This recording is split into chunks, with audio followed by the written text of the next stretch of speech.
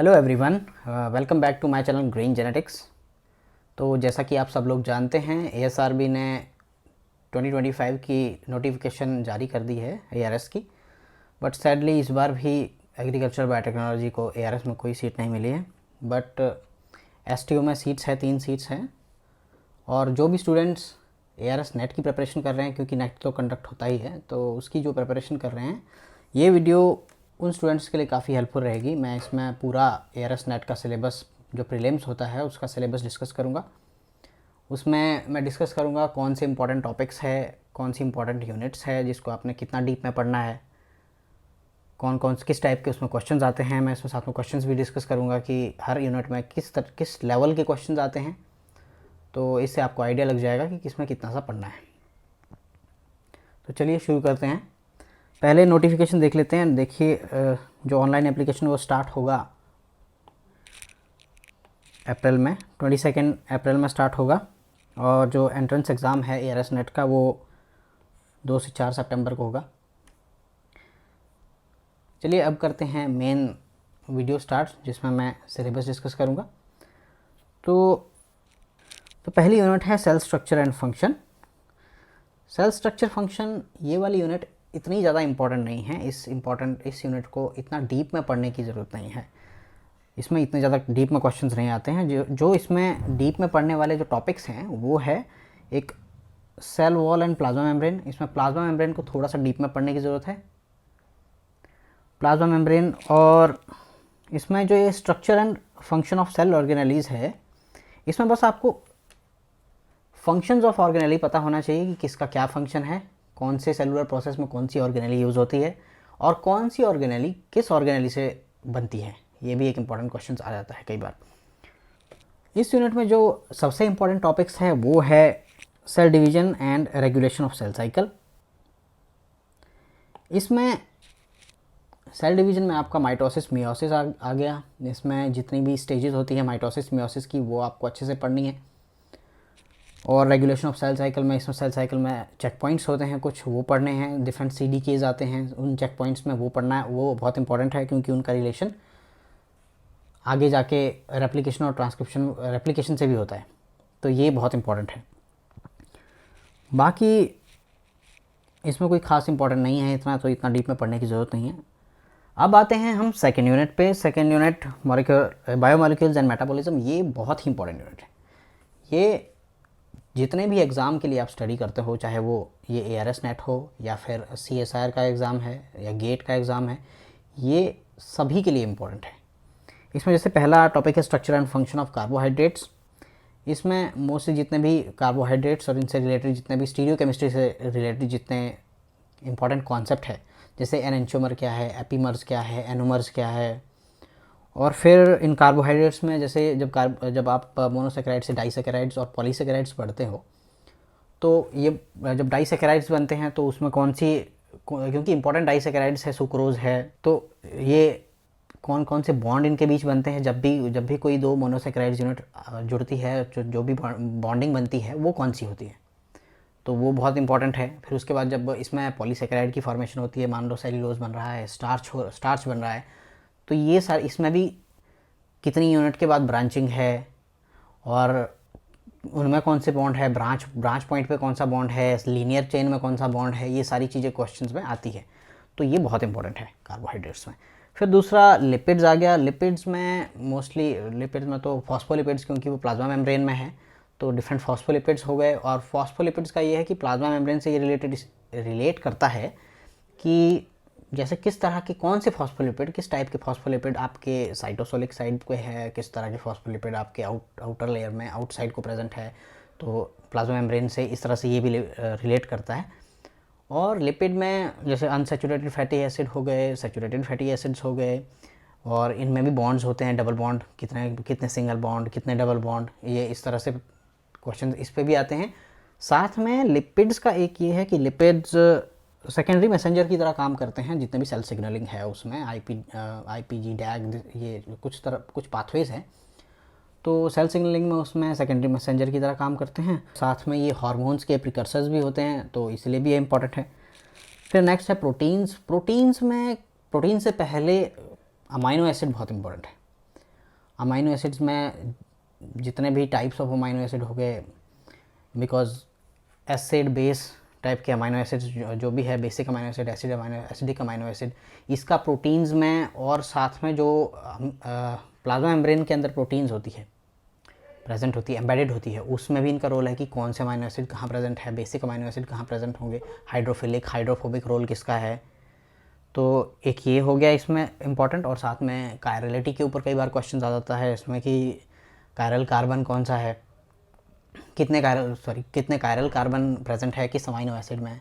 फिर aromatic amino acid पे आ जाता है कि एरोमेटिक अमाइनो एसिड कितने, जो स्पेक्ट्रोफोटोमीटर है उसकी रीडिंग कितने नैनोमीटर उस पर आती है, तो वेवलेंथ पे आती है। तो ये चीज़ें इस तरह के क्वेश्चन आ जाते हैं। फिर प्रोटीन्स है, और प्रोटीन्स में तो स्ट्रक्चर पे है, primary structure, primary secondary tertiary structure है, और मोस्टली रामाचंद्रन प्लॉट पे क्वेश्चन आ जाते हैं इसमें प्रोटीन्स में। और प्रोटीन्स, अमीनो एसिड और डीएनए, इन चीज़ों का थोड़े कुछ न्यूमेरिकल टाइप के क्वेश्चंस भी आते हैं। जैसे आपको डीएनए का स्ट्रेच दे देंगे एक, फिर उसमें बोलेंगे कि इसमें इतने न्यूक्लियोटाइड्स हैं, इसमें कितने अमीनो एसिड की कितनी प्रोटीन बनेगी और कितना उसका साइज़ होगा, कितने किलो डाल्टन का साइज़ होगा। इस तरीके से भी क्वेश्चंस आ जाते हैं। तो वो भी ज़्यादा टफ नहीं है, इंपॉर्टेंट और बहुत ही मतलब इजी क्वेश्चंस है जो ये आते हैं। लेकिन इसको ये बहुत इंपॉर्टेंट है, ये वाली चीज़ें बहुत इंपॉर्टेंट है, इसको आपको डेप्थ में पढ़ना बहुत ज़रूरी है। फिर न्यूक्लिक एसिड में डीएनए और RNA, different types of DNA के स्ट्रक्चर हो गए, ए डीएनए, बी डीएनए, ये डिफरेंट टाइप्स के डीएनए हो गए। फिर डिफरेंट टाइप्स ऑफ आरएनए के स्ट्रक्चर हो गए, ये पढ़ना बहुत ज़रूरी है। Synthesis of carbohydrate, glycolysis, HMP, citric acid cycle, metabolism, ये इसमें जो ग्लाइकोलाइसिस हो गया, टीसीए साइकिल हो गया, ये बहुत इंपॉर्टेंट है और इसका रेगुलेशन बहुत इंपॉर्टेंट है। इन जितने भी साइकिल्स के स्टेप्स है, इसमें जितने भी रेगुलेशन में एंजाइम इन्वॉल्व है, मोस्टली इन पे ज़्यादा क्वेश्चन आते हैं, डायरेक्ट साइकिल पे क्वेश्चन ना आके। तो क्योंकि उन रेगुलेशन का जो रिलेशन है वो इससे भी है। एंजाइम में जब आप इनिबिशन पढ़ोगे, कॉम्पिटिटिव अनकॉम्पिटिटिव इनिबिशन, या फिर इससे भी इसका थोड़ा रिलेशन है, तो इस तरह से भी क्वेश्चन पूछ सकते हैं इसमें। और oxidative phosphorylation, substrate level phosphorylation, ये सारी सभी चीज़ें इंपॉर्टेंट है कि किस स्टेप में सबस्ट्रेट लेवल फॉस्फोराइलेशन होती है, जैसे कि ग्लाइकोलाइसिस में कहाँ होती है, टीसीए साइकिल में कहाँ होती है, ये सारी चीज़ें। ये वाली जो यूनिट है ये मोस्टली जो है ये प्लांट हार्मोन्स तक इम्पॉर्टेंट है, बहुत ज़्यादा इंपॉर्टेंट जो बोलता हूँ मैं। इसमें विटामिन और प्लांट हार्मोन्स दोनों इंपॉर्टेंट है। विटामिन्स में आपको याद रखना है कि प्रिकर्सर कौन से हैं, विटामिन के सभी के नाम याद होने चाहिए और उनके फिर प्रिकर्सर याद होने चाहिए, ये बहुत ज़रूरी है। और उनकी डेफिशिएंसी, मोस्टली इतने तक ही क्वेश्चन आता है विटामिन में, इससे ज़्यादा मैंने ज़्यादा नहीं देखे कि विटामिन से कोई क्वेश्चन आता है।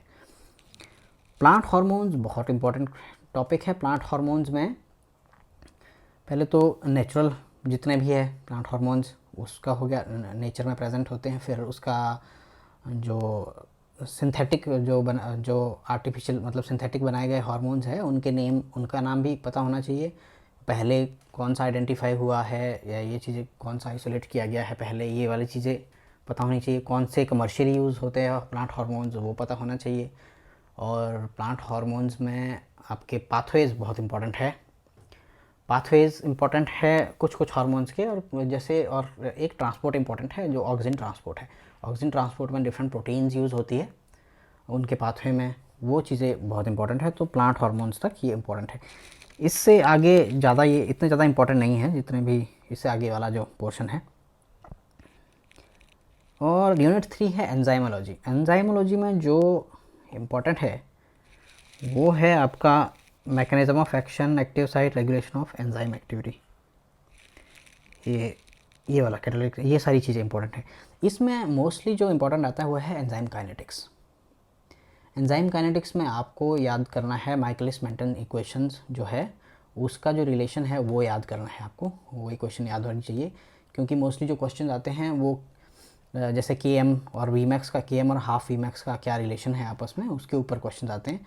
और क्योंकि ये वाला जो टॉपिक है यही डायरेक्टली फिर रिलेटेड है आपका competitive, non competitive, uncompetitive inhibition के साथ में, कि जब किसी को चेंज करते हैं या के एम की कंसनट्रेशन अगर आप के एम शिफ्ट होता है तो क्या होता है, तो वी मैक्स चेंज होगा नहीं होगा, या फिर ये किस तरह से आपस में रिलेट करता है, वो बहुत है। सबस्ट्रेट कंसंट्रेशन जब आप चेंज करते हैं तो Vmax को क्या होगा, ऐसी सी चीज़ें ये इसके रिलेशन में क्वेश्चन आते हैं।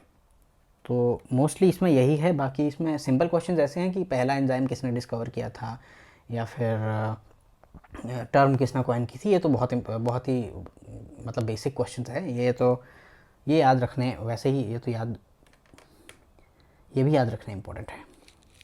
अब इसके क्वेश्चन देख लेते हैं। जैसे पहला जो सेल स्ट्रक्चर एंड फंक्शन, दो सेल बायोलॉजी का क्वेश्चन है वो देख लेते हैं। जैसे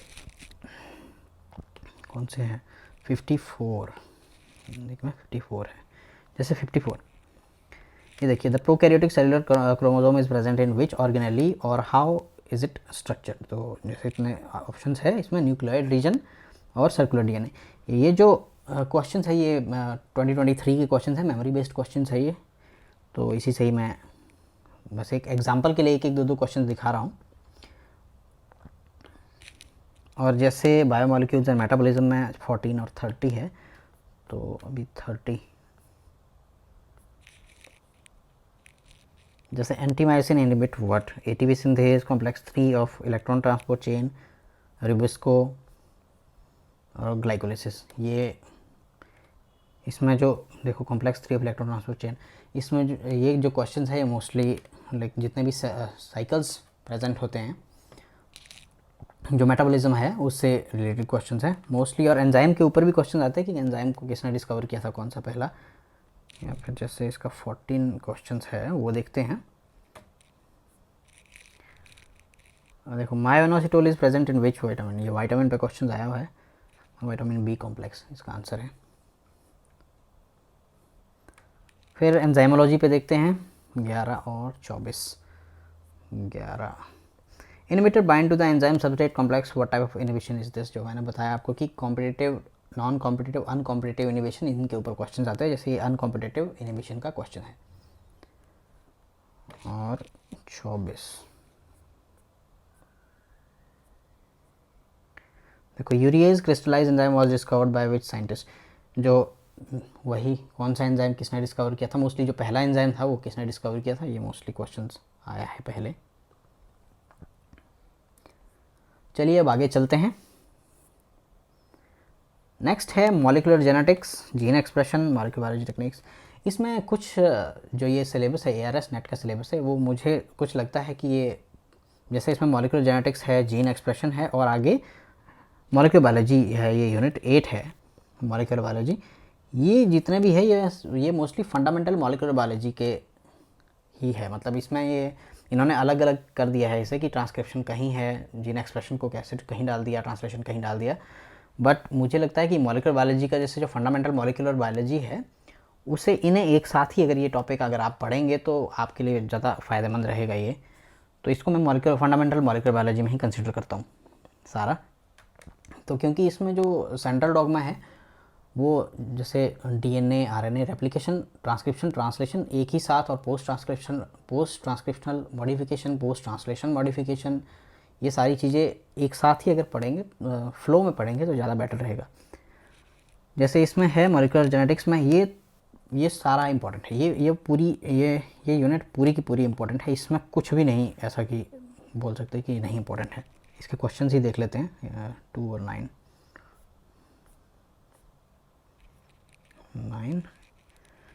इसमें तो एक तो डायरेक्ट ही क्वेश्चन आ गया, what are split gene composed of, both intron axon.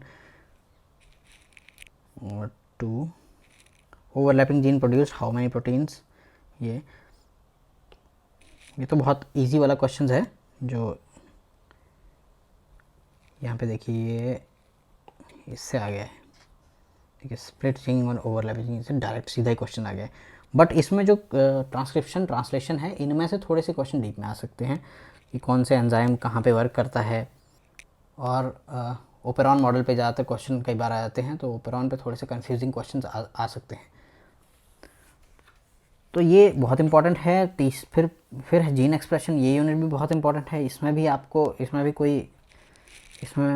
इसमें भी ऐसा नहीं बोल सकते कि कोई ज़्यादा इंपॉर्टेंट है, कोई कम इंपॉर्टेंट है। ये सारा इंपॉर्टेंट है क्योंकि इसमें ट्रांसक्रिप्शन फैक्टर, एक्सप्रेशन में तो expression of gene genetic information में ट्रांसक्रिप्शन आ गया। प्रोपेरॉन कॉन्सेप्ट, मैकेनिज्म ऑफ ट्रांसक्रिप्शन, ये सारा इंपॉर्टेंट है। इसमें इसके क्वेश्चंस देखते हैं 1 और 48। This transcriptional unit is composed of promoter, structural gene, terminator. ये चीज़ें कुछ चीज़ें कंफ्यूजिंग भी होती है कई बार कि प्रोमोटर कहाँ है या प्रोमोटर कौन सा प्रोमोटर है, स्ट्रॉन्ग प्रोमोटर है तो इनके नाम, इनके नेमिंग भी, इनकी स्ट्रॉन्ग प्रोमोटर है तो उसके नाम वगैरह, ये सारी चीज़ें भी इम्पॉर्टेंट है। और इनसे रिलेटेड मोस्टली आपके जो मॉडल प्लांट है उनमें क्या क्या चीज़ें हैं, ये उससे रिलेटेड ज़्यादातर क्वेश्चन आ जाते हैं कई बार। फिर है मॉलिक्यूलर बायोलॉजी टेक्निक्स। इसमें मॉलिक्यूलर बायोलॉजी टेक्निक्स में हाँ, इसमें कुछ इंपॉर्टेंट है और कुछ ज़्यादा इंपॉर्टेंट नहीं है। इसमें जो जैसे ये हाइब्रिडाइजेशन टेक्निक्स है, ये तो इम्पॉर्टेंट है, nuclear southern, northern, western blotting hybridization. बाकी इम्यून रिस्पॉन्स वाला ये इतना ज़्यादा इंपॉर्टेंट नहीं है। बस एक बार आपको इसमें मोस्टली क्या है, जो आपको टेक्निक्स पता होनी चाहिए और उसकी एप्लीकेशन पता होनी चाहिए, ये टेक्निक इसलिए यूज़ की जाती है। बस मोस्टली इतना ही लेवल का क्वेश्चन आता है। इसमें जो सबसे इम्पॉर्टेंट जो है पढ़ने के लिए वो है डीएनए सीक्वेंसिंग। सॉरी, इसको येलो नहीं, इसको ग्रीन से करना है। डीएनए सीक्वेंसिंग, इसमें आपको अच्छे से पढ़ना पड़ेगा। इसमें जो फर्स्ट जनरेशन सीक्वेंसिंग है उसकी आपको केमिस्ट्री अच्छे से पढ़नी पड़ेगी। सेंगर सीक्वेंसिंग है, मैक्सम गिलबर्ट सीक्वेंसिंग है, उसमें कौन सा रिएजेंट यूज़ हुआ है, तो उसका क्या मैकेनिज़्म है, कहाँ पे कट करता है, कैसे होता है, ये चीज़ें बहुत इंपॉर्टेंट है। इसको आपको डीप में पढ़ना पड़ेगा ये वाले को। और पीसीआर, इसमें पीसीआर और आरटीपीसीआर, क्यूआरटीपीसीआर, ये सारी चीज़ें इंपॉर्टेंट है। ये चीज़ें इंपॉर्टेंट है, इस पर बहुत क्वेश्चन आते हैं। फिर क्रोमेटोग्राफी हो गया या फिश हो गया, ये चीज़ें इंपॉर्टेंट है। बाकी जो और चीज़ें हैं इसमें वो इतनी ज़्यादा इंपॉर्टेंट नहीं है, बट फिर भी आपको टेक्निक का पता होना चाहिए और कहाँ यूज़ होती है, उसकी एप्लीकेशन क्या है, वो आपको पता होना चाहिए। चलिए एक बार क्वेश्चंस देख लेते हैं। मॉलिक्यूलर जेनेटिक्स के 2 और 9 हमने डिस्कस कर दिए। जीन एक्सप्रेशन का 48 और 1, जैसे वही जीन एक्सप्रेशन का देख लिया था कि 48।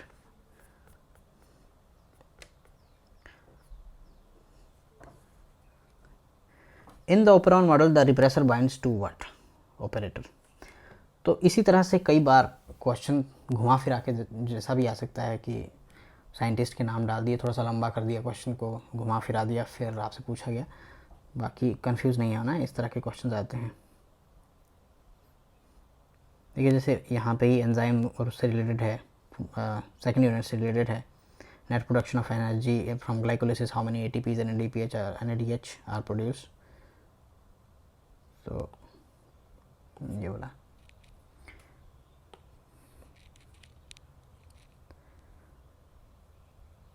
और हमारे बायोलॉजी टेक्निक से 8 और 20।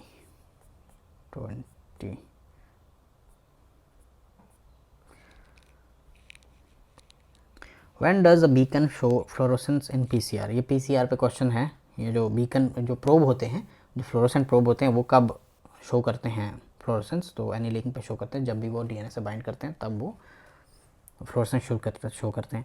और जैसे सेकंड आ गया, who develop PCR technique carry मुलेस ने डेवलप किया था। तो ऐसे सिंपल क्वेश्चंस भी आते हैं कि किसने डेवलप किया, कौन सा साइंटिस्ट इन्वॉल्व थे। जैसे सीक्वेंसिंग पे ही आ जाएंगे कि चेन टर्मिनेशन मेथड वाला किसने डेवलप किया है। तो इस तरीके से क्वेश्चंस आते हैं, ईजी आते हैं, बट फिर भी आपको कॉन्सेप्ट पता होना चाहिए, तभी आप याद रख सकेंगे। फिर नेक्स्ट है जीन क्लोनिंग। जीन क्लोनिंग भी सारा ही इंपॉर्टेंट है, क्योंकि जीन क्लोनिंग में अब आप बिल्कुल बायोटेक्नोलॉजी वाला जो मेन जो आपका सब्जेक्ट है उस पर आ गए हैं। तो जीन क्लोनिंग और जेनेटिक इंजीनियरिंग तो पूरा ही इंपॉर्टेंट है। इसमें एक जेनेटिक इंजीनियरिंग भी होगा। इसमें रेस्ट्रिक्शन एंजाइम, उसके uses, salient feature and use of most commonly use. इसमें vectors, binary vectors, BAC, PAC, YAC, इनके बारे में पता होना चाहिए। कुछ इंपॉर्टेंट वेक्टर्स आपको इसमें पता होने चाहिए कि किसका कितना साइज़ है, किसने कौन डेवलप किया था। तो ये सारी चीज़ें पता होनी चाहिए। और क्लोनिंग, जीन क्लोनिंग एंड सब cloning strategies, new cloning strategies कुछ है वो पता होनी चाहिए। इसमें मोस्टली ऑलमोस्ट सारा इंपॉर्टेंट है। फिर नेक्स्ट है मॉलिक्यूलर बायोलॉजी। मॉलिक्यूलर बायोलॉजी ये तो उसी में आती है, फंडामेंटल मॉलिक्यूलर बायोलॉजी में आती है। तो ये तो सारी वैसे ही इंपॉर्टेंट है, ये तो डिस्कस कर भी चुके हैं हम कि ट्रांसलेशन, पोस्ट ट्रांसलेशन, मॉडिफिकेशन, ये सब कुछ। हाँ, इसमें जो ये वाला पोर्शन है, bio prospecting, bio fortification, gene pyramiding, ये वाली चीज़ें इतनी ज़्यादा इंपॉर्टेंट नहीं है। इसको आप बस थोड़ा सा पता होना चाहिए आपको कि बायो फोर्टिफिकेशन क्या होती है और डिफरेंट जीन्स बायो फोर्टिफिकेशन में अभी तक क्या यूज़ की गई है। जैसे आयरन जिंक अगर के लिए जो डाली गई है जीन्स, वो कौन सी है, या फिर गोल्डन राइस की जब डेवलप किया था गोल्डन राइस को, तो उसमें कौन सी जीन्स इन्वॉल्व थी, ये सारी चीज़ें पता होनी चाहिए और उसका सोर्स क्या था। फिर नेक्स्ट है plant molecular biology. Plant molecular biology भी, इसमें जो इम्पोर्टेंट है वो है आपका फोटो रेगुलेशन, ये फाइटोक्रोम रेगुलेशन, ये बहुत ज़्यादा इंपॉर्टेंट है। इसमें कुछ पाथवेज होते हैं और कुछ जो जीन्स है वो इन्वॉल्व होती हैं इसमें, ये पढ़ना बहुत इम्पॉर्टेंट है। इसमें फोटोसिंथेसिस तो ऑलवेज़ इम्पॉर्टेंट है, वो तो फंडामेंटल प्रोसेस है, वो तो आपको वैसे भी पता ही होना चाहिए और पढ़ना बहुत इंपॉर्टेंट है। C3 C4 साइकिल, क्योंकि फोटो रेगुलेशन और फाइटोक्रोम रेगुलेशन में ये जो short day plant, long day plant, shade avoidance, ये सारी चीज़ें आती है इसमें, तो ये इस वजह से भी ये ज़्यादा इंपॉर्टेंट है। और हाँ, molecular mechanism of nitrogen fixation बहुत इंपॉर्टेंट है। इसमें जो नॉड्यूलेशन कैसे होती है, तो राइजोबियम का जो इंटरेक्शन है वो होस्ट प्लांट के साथ किस तरह से होता है, nod formation, nod factors, different genes जो इन्वॉल्व होती है इसमें, वो नेफ जीन इन्वॉल्व होती है या कई और सारी जीन्स भी इन्वॉल्व होती है, वो बहुत इंपॉर्टेंट है। इसमें से क्वेश्चन आते ही आते हैं मोस्टली। और molecular biology for various stresses में abiotic stresses like drought, salt, heavy metals and temperature, इसमें आपको स्ट्रेस का मैकेनिज्म पता होना चाहिए कि प्लांट किस मैकेनिज्म से जो है वो इसको फाइट करता है डिफरेंट स्ट्रेसेस को, और उसमें कौन कौन सी जीन्स इन्वॉल्व है। जैसे इसमें कुछ हीट शॉक प्रोटीन्स इन्वॉल्व है या फिर SOS पाथवेज, डिफरेंट पाथवेज है वो इन्वॉल्व है, ये चीज़ें पता होनी चाहिए इस वाले में। और इसमें आगे signal transduction, molecular basis, molecular mechanism of plant hormones, ये वही है जो प्लांट हार्मोन्स हमने पहले बात की, उसमें प्लांट हार्मोन्स उसको ही इसमें रिलेट कर दिया गया है। इसमें जो पाथवे होते हैं प्लांट हार्मोन्स के और उसका ट्रांसपोर्ट है वो इसमें है। मैकेनिज्म ऑफ एक्शन क्या होता है हार्मोन्स का, वो इसमें है, इसीलिए आपको वो उससे रिलेट करके आप पढ़ सकते हैं, तो एक साथ ही। माइटोकॉन्ड्रियल कंट्रोल ऑफ फर्टिलिटी, इसमें आपका मेल स्टर्लिटी आता है मोस्टली, बार्नेस बार्स्टार जो है वो वाला, और कुछ और भी, ये जो mitochondrial control of male fertility में। और इसमें genes for concerning storage proteins and starch synthesis, इसमें आपको जीन्स पता होनी चाहिए मोस्टली, कौन कौन सी जीन्स है और कौन कौन सी क्रॉप्स में है वो पता होना चाहिए, और कौन सा सोर्स है और कौन सी स्ट्रेटजी यूज़ की गई थी किस क्रॉप को डेवलप करने के लिए। जीन क्लोनिंग से जैसे क्वेश्चंस देख लेते हैं 16 और 22। ओके, 22 में which is not a direct method of gene transfer, बहुत ही ईजी है इसमें तो क्वेश्चन ये वाला। Sorry, biolistic method, electroporation, agrobacteria mediated transformation, micro injection, तो इसमें एग्रोबैक्टीरिया मीडिएटेड ट्रांसफॉर्मेशन आंसर है। जीन्स इन बीटी कॉटन, जैसे मैंने पहले बोला था कि इसमें आपको जीन्स पता होनी चाहिए मोस्टली, तो जैसे क्राई1AC और क्राई2AB किस किस के लिए है वो भी पता होना चाहिए। नेक्स्ट जैसे 28 और 31 है मॉलिक्यूलर बायोलॉजी, ये तो मॉलिक्यूलर बायोलॉजी का ये रहने देते हैं, फंडामेंटल मॉलिक्यूलर बायोलॉजी के जितने भी क्वेश्चन है वो एक साथ ही। फिर प्लांट मॉलिक्यूलर बायोलॉजी 4 और 16 देखते हैं। 16 तो यही है, 16 4 what is bio fortification, the genetic enhancement of nutritional content in crops, इसमें थोड़े से इजी क्वेश्चंस हैं, लेकिन आपको फिर भी जीन्स, सोर्स, ये चीज़ें पता होनी चाहिए क्योंकि क्वेश्चंस यहाँ से भी आते हैं। फिर आते हैं टिश्यू कल्चर पे, unit 10 tissue culture basic techniques in cell culture. ये मुझे लगता है कि ये काफ़ी इजी यूनिट है सभी में से, क्योंकि इसमें से एक तो क्वेश्चन बहुत बेसिक आते हैं, बहुत ऊपर से जैसे क्वेश्चन आते हैं, कोई ज़्यादा डीप में क्वेश्चन नहीं पूछते हैं, और काफ़ी कम क्वेश्चन आते हैं अभी तक जो मैंने देखा है। तो इसको आपको बस ये पता होना चाहिए कि टिश्यू कल्चर कहाँ कहाँ यूज़ होता है, जैसे डबल हैप्लॉइड प्रोडक्शन में भी यूज़ होता है, कहीं एंथर कल्चर, जैसे हाँ, जैसे एंथर कल्चर हो गया आपका डबल हैप्लॉइड प्रोटेक्शन में, सोमा क्लोनल वेरिएशन से कुछ वेराइटीज़ डेवलप हुई थी वो भी पता होना चाहिए, और वो कैसे डेवलप हुई थी वो पता होना चाहिए आपको। बाकी इसमें इतना इम्पोर्टेंट है नहीं, आपको थोड़ा बहुत पता होना चाहिए टेक्निक्स का और कहाँ यूज़ होती है, बस किस किस क्रॉप इम्प्रूवमेंट में कौन सी टेक्निक कहाँ यूज़ हुई है, बस इतना आपको थोड़ा पता होना चाहिए। इसमें 91, इसमें भी मुझे लगता है कि इजी क्वेश्चन पूछा होगा, क्योंकि इससे मोस्टली इजी ही क्वेश्चंस पूछे जाते हैं। Question number 91, what is hybrid? Hybrid cell with nuclear and mitochondrial DNA from the different sources, what is hybrid? तो ये काफ़ी इजी क्वेश्चन है। फिर आया plant genetic engineering. Plant genetic engineering पूरा इंपॉर्टेंट है, क्योंकि ये मेन बायोटेक्नोलॉजी का वही हिस्सा है, क्रॉप इम्प्रूवमेंट से रिलेटेड। तो ये पूरा, इसमें कोई भी ऐसा नहीं है कि कम इम्पॉर्टेंट हो, इसमें सारे ही इम्पॉर्टेंट है। और इसमें भी वही है, insect, viral, fungal, bacterial resistance के लिए किस तरह से क्रॉप इम्प्रूवमेंट की गई थी, इंसेक्ट पेस्ट रेजिस्टेंस के लिए एबायोटिक स्ट्रेस, वही जो अभी हमने थोड़ी देर पहले देखा। इसमें भी आपको जीन्स पता होनी चाहिए, सोर्स पता होना चाहिए, और कौन सी वैराइटीज़ डेवलप हुई है वो पता होनी चाहिए। जैसे राउंड अप रेडी क्रॉप है तो वो उसमें क्या किया गया था, गोल्डन राइस में डेवलप है तो उसको उसमें क्या किया गया था, किस जीन को एक्सप्लॉइट किया गया था किस में, तो ये सारी चीज़ें पता होनी चाहिए। और जो मैकेनिज़्म हमने पहले देखे कि एबायोटिक स्ट्रेस के लिए मैकेनिज़्म कौन से है वो पता होने चाहिए। ये सारी चीज़ें थोड़ी इंटर रिलेटेड है, तो अगर आप एक कॉन्सेप्ट पढ़ने लगोगे तो दूसरा कॉन्सेप्ट अपने आप उसी के साथ हो जाएगा। अगर देखने में आपको बड़ा भी लग रहा होगा सिलेबस, तो इतना बड़ा है नहीं, क्योंकि जब आप पढ़ने लगोगे कोई एक चीज़, आप वहाँ मैकेनिज़्म पढ़ने लगोगे तो आपको जीन्स पता चलेगी कि ये जीन्स है इन्वॉल्व है। फिर जब जीन्स के साथ साथ जब आप देखोगे कि किस जीन्स को मैनिपुलेट करके कौन सी वैरायटी तैयार की गई, तो अपने आप उसमें आप जल्दी से उसको रिकॉल भी कर पाओगे। इसीलिए इंटर रिलेट करना बहुत ज़रूरी है। और इसमें जो mostly gene transfer in plants, इसमें जो मेथड है वो एग्रोबैक्टीरिया मीडिएटेड जीन ट्रांसफ़र बहुत इंपॉर्टेंट है, वो बहुत डीप से पढ़ना पड़ेगा आपको।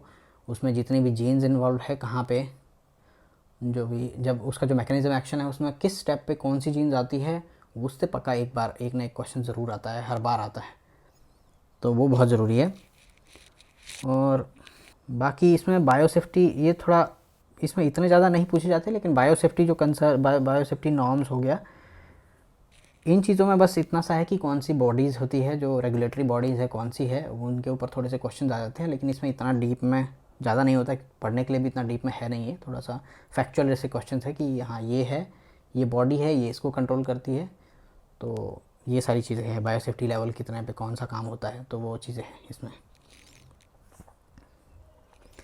फिर मॉलिक्यूलर मार्कर्स एंड जीनोमिक्स, ये भी बहुत इंपॉर्टेंट यूनिट है। इसमें कुछ चीज़ें ऐसी हैं जो नहीं इंक्लूड की गई है, लेकिन वो चीज़ें भी एग्ज़ाम में पूछी जाती है। जैसे अभी इसमें है DNA molecular markers, principle types and application, restriction, fragment length. इसमें डिफरेंट मॉलिक्यूलर मार्कर्स पढ़ना इंपॉर्टेंट है। इसमें एसएसआर और एसएनपी बहुत इंपॉर्टेंट है, दोनों ही मॉलिक्यूलर मार्कर, क्योंकि क्रॉप इंप्रूवमेंट में बहुत ज़्यादा यूज़ होते हैं। बाकी को छोड़ के एसएसआर और एसएनपीज़ बहुत ज़्यादा क्रॉप इम्प्रूवमेंट में यूज़ होते हैं, तो उनको पढ़ना ज़्यादा ज़रूरी है। और उसी के साथ साथ जब आप मार्कर पढ़ोगे तो फिर जो डिफरेंट पॉपुलेशन डेवलप होती है, मैपिंग पॉपुलेशन, वो भी पढ़ना ज़रूरी है। इसमें लिखा नहीं है, लेकिन इसमें हाँ जीन मैपिंग है, तो इसमें मैपिंग पॉपुलेशन है, रिल्स, निल्स, बैकक्रॉस पॉपुलेशन, ये सारी चीज़ें पढ़ना बहुत ज़रूरी है कि कैसे होती है डेवलप, कौन सा मेथड होता है उनके लिए डेवलप करने के लिए। इसमें ये ज़्यादा डीप में नहीं है, ट्रांसक्रिप्टोमिक्स, आयोनोमिक्स, मेटाबोलोमिक्स, थोड़ा आपको पता होना चाहिए कि इसमें क्या क्या स्ट्रेटजीज़ यूज़ होती है और क्या क्या इसमें टेक्निक्स यूज़ होती है इनमें, ये इनके अंदर, जैसे कि कुछ क्रोमेटोग्राफी टेक्निक यूज़ हो गई मेटाबोलोमिक्स में, ये चीज़ें आपको पता होनी चाहिए। या कौन से सॉफ्टवेयर यूज़ होते हैं ट्रांसक्रिप्टोमिक्स में, ये चीज़ें आपको पता होना चाहिए। ये सारी चीज़ें इसमें पता होनी चाहिए। बाकी तो मार्कर्स का आपको पता होना चाहिए कि कौन सा मार्कर कोडोमिनेंट है, कौन सा डोमिनेंट है, तो और कौन सा प्रोब यूज़ किया जाता है, किस में रेडियोग्राफी में यूज़ होता है, ये सारी चीज़ें। और कौन सा पीसीआर बेस्ड मार्कर है, कौन सा पीसीआर बेस्ड मार्कर नहीं है, ये चीज़ें पता होनी चाहिए। और इसमें हाँ, इसमें कुछ चीज़ें नहीं है, जैसे कि आपका जीनोम एडिटिंग टेक्निक्स इसमें नहीं है, वो भी आपको इसके साथ पढ़नी है। क्रिस्पर कैस बहुत इंपॉर्टेंट है, क्योंकि आजकल क्रिस्पर कैस बहुत पॉपुलर भी है। तो क्रिस्पर कैस, टैलेंस और जिंक फिंगर, ये सारी चीज़ें पता होनी चाहिए। जो भी जीनोम एडिटिंग की टेक्निक्स हैं न्यू, वो सारी चीज़ें, वो सारे आपको वो भी पता होना चाहिए अच्छे से। उस पर भी क्वेश्चन आते ही है, भले ही इसमें मेंशन नहीं है। तो ये है 12 यूनिट्स। अभी देखिए क्वेश्चंस देखिए, यूनिट 11 का है 22 और 33। देखिए एक बार एग्जांपल 33, टोटल सोइंग एरिया होना था, sowing area of BT cotton in India. Normal questions है, कोई ज़्यादा वो नहीं। वैसे ही 22 which is not direct method of gene transfer, ये पहले भी हमने डिस्कस किया। और ये एग्रोबैक्टीरिया मीडिएटेड जीन ट्रांसफ़र। 7 और 15 मार्कर 7 और 15 देखो। Which marker is not PCR based marker, बहुत ही सिंपल क्वेश्चन है। RFLP। And 7th population used in marker assisted selection, देखिए RIL, F2, NIL, all of the above. इस तरह से सिंपल क्वेश्चंस है, ज़्यादा वो नहीं है। लेकिन हाँ, जो मैकेनिज़्म है मोस्टली फंडामेंटल मॉलिक्यूलर बायोलॉजी, उसमें आपको वो पढ़ना बहुत ज़रूरी है, बहुत इंपॉर्टेंट है, क्योंकि उसमें से क्वेश्चंस कंफ्यूजिंग आते हैं उसके क्वेश्चंस। बाकी तो मोस्टली इजी ही क्वेश्चन आते हैं, इतना टफ नहीं आता है ये वाला exam as compare to CSIR। तो मुझे लगता है मैंने सारा ही रैप अप कर दिया है। और हाँ, बुक्स इसमें जो आप रेकमेंड करता हूँ मैं, जो मैंने पढ़ी है, तो अगर आप बायोमॉलिक्यूल्स एंड मेटाबॉलिज्म है, इसके लिए रेफरेंस बुक्स पढ़नी हो तो लेनिंजर, बायोकेमिस्ट्री की कोई भी टॉपिक पढ़ना हो तो लेनिंजर से पढ़िए। और जो मॉलिक्यूलर बायोलॉजी है उसके लिए वाटसन की बुक आती है मॉलिक्यूलर बायोलॉजी के लिए, वो अच्छी है। और जो हम पाथफाइंडर एकेडमी की बुक पढ़ते हैं उसमें सारा ही वैसे सारा है, लेकिन वो एक तरह से शॉर्ट नोट्स है बहुत, उसमें सारी ही इन्फॉर्मेशन एक जगह ही मिल जाती है, बट वो एक तरह से नोट्स है। तो अगर आपको अच्छे से, अगर आपको कॉन्सेप्ट नहीं आते हैं तो पहले आप रेफरेंस बुक पढ़िए, फिर आप उन पे जाइए। अगर आपके कॉन्सेप्ट क्लियर है तो उसके बाद आप, हाँ, रिवाइज़ करने के लिए आप लाइफ साइंसेज की बुक पढ़ सकते हैं। और जीन क्लोनिंग अगर आपको पढ़नी है, क्लोनिंग स्ट्रेटजी, तो टी ए ब्राउन की बुक है उसके लिए बहुत अच्छी। और बाकी BD सिंह की है जो बायोटेक्नोलॉजी की बुक, BD सिंह जो एक्सपेंडिंग होराइजन है, उसमें आपको tissue culture, plant genetic engineering, vectors, different types of vectors, ये सारी चीज़ें उसी बुक में मिल जाएगी, आप उससे पढ़ सकते हैं। और उससे ज़्यादा डीप लेवल में आता भी नहीं है इन सब्जेक्ट्स में, इन यूनिट्स में। और जो मॉलिक्यूलर मार्कर्स एंड जीनोमिक्स है, इसके लिए AK सिंह और BD सिंह सर की एक बुक है, वो वाली इम्पॉर्टेंट है। मार्कर असिस्टेड सिलेक्शन समथिंग उसका नाम है कुछ, वो इम्पॉर्टेंट है इसके लिए, उसमें बहुत अच्छे से ये बताया गया है ये वाला। तो आई थिंक मैंने लगभग सारा ही कवर कर दिया है। तो आज की वीडियो में इतना ही, और अंत तक बने रहने के लिए धन्यवाद। और अगर आपको मेरे पढ़ाने का तरीका अच्छा लगता है तो मेरी वीडियो को शेयर कीजिए और लाइक कीजिए, सब्सक्राइब कीजिए मेरे चैनल को। कुछ इनमें से टॉपिक्स जो है वो मैंने ऑलरेडी कवर भी कर दिए है, मॉलिक्यूलर बायोलॉजी के मेरी दूसरी वीडियोस देख सकते हैं यहाँ पर। बायोकेमिस्ट्री की वीडियोस भी है कुछ, जो मैंने इंपॉर्टेंट टॉपिक्स ऑलरेडी कवर किए हैं, आप उससे रेफ़र कर सकते हैं। उसमें मैंने आई थिंक ऑलमोस्ट सभी कॉन्सेप्ट जो आते हैं, जिसके बेस पे क्वेश्चंस आते हैं, वो मैंने सारे कवर किए हैं उसमें, जो टॉपिक्स हैं। तो आज की वीडियो में इतना ही, धन्यवाद।